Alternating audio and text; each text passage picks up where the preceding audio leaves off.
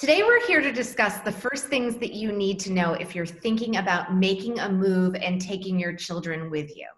In Connecticut divorce law, we call this relocation. And there are two questions right away that your lawyer is going to need to know the answers to. The first question is, are you divorced already, or are you thinking about getting divorced? And the second question is, where is it that you want to move to? If you're not yet divorced, but you're thinking about moving, I want you to make sure that you hire your attorney way before you make any moves. The reason for that is that it's really high stakes here.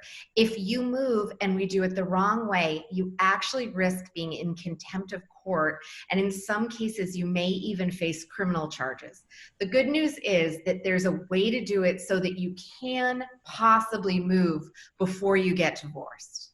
Now, if you already are divorced, it's a different story. The first thing that we want you to do is have a lawyer review the orders from your divorce. Once we take a look at those, we can figure out whether the move that you're interested in making already falls within what's contained in your agreement. If it does, great. If it doesn't, we might have to go through the court to figure out how we can get that move approved.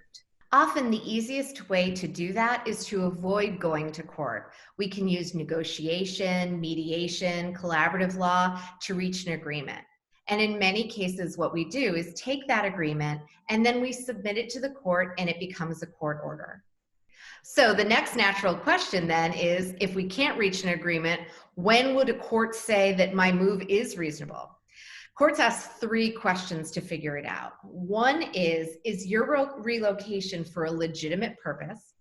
The second is the location that you've picked reasonable for that purpose?